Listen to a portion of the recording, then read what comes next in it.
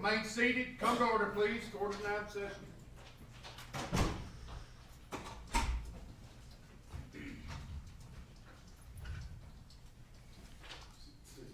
Okay. Tell them to line them up. Ladies and gentlemen, it is my understanding that the jury has reached a verdict in this case.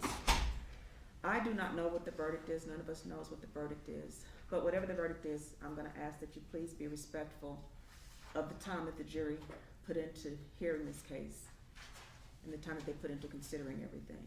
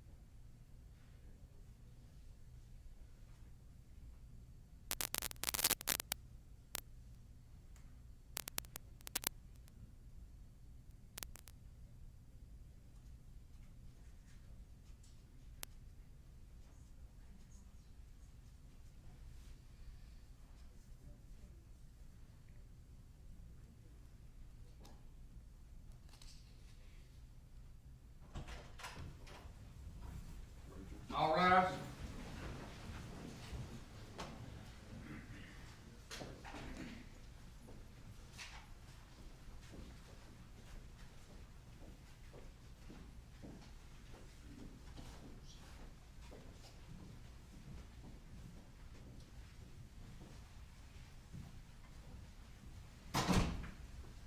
Okay, we may all be seated.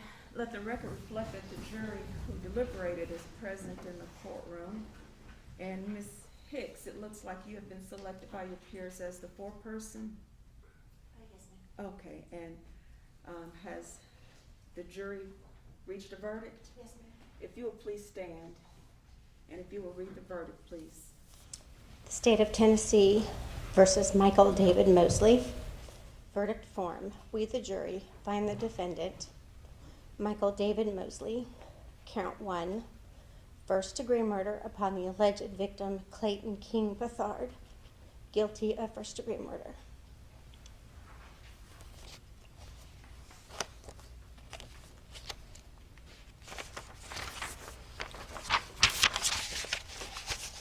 Count 2, first-degree murder upon the alleged victim, Paul Douglas Trapini III, guilty of first-degree murder.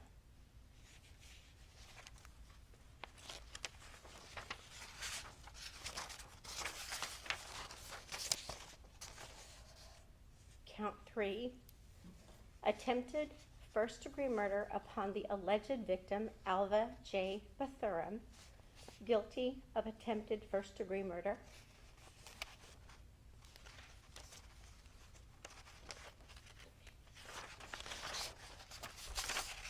And count 4, assault upon the alleged victim, Samuel Folks, guilty of assault.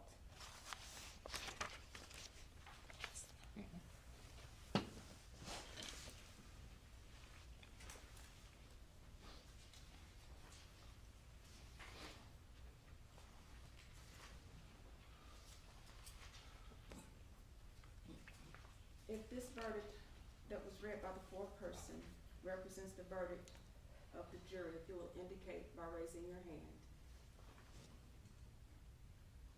Thank you. Let the record reflect that all 12 members of the jury has raised their hands, indicating that the jury read by the foreperson is the unanimous verdict of this jury. Anything further from the state? No, Your Honor. Anything further, Mr. Cole? Nothing, Your Honor. Ladies and gentlemen, thank you so much for your service. I know it's been a long week, and we thank you for the time that you put into this very serious matter. You can All rise.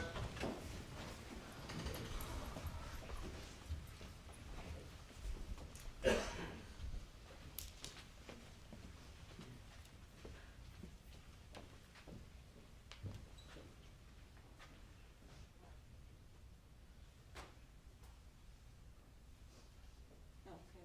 If you will remain standing, everyone is maybe seated.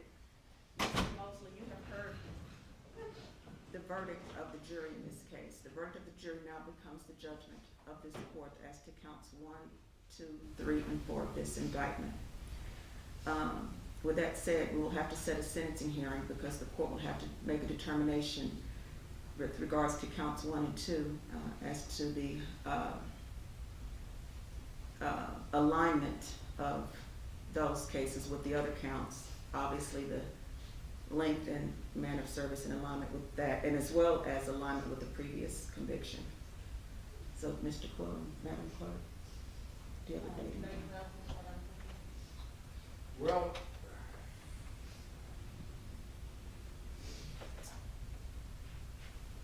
I've got to be on call for a federal trial. Looks like maybe most of the month of June. So maybe the last week in May, if that's not too soon, or? Was May 12th not, you gonna be on call on May 12th? No, Your Honor. It's not till the 1st of June. Okay, are you available May 12th? Yes, ma'am. I am I am. not available. You're not available May 12th. I'm gone May 6th through 20th. So, Mr. Quillen, you had indicated possibly the week of May 23rd? That's fine, Your Honor. Or, what about May 26th? That sounds good, Your Honor. General, we'll set it for a sentencing hearing for the court to determine all the remaining issues. Mr. Mosley, you'll get this information regarding the pre-sentence report. I'm sure Mr. Quillen will talk with you about what's necessary as it relates to that. Is there anything further from the state? No, Your Honor. Mr. Quillen? No, Your Honor. Court stands adjourned. All rise.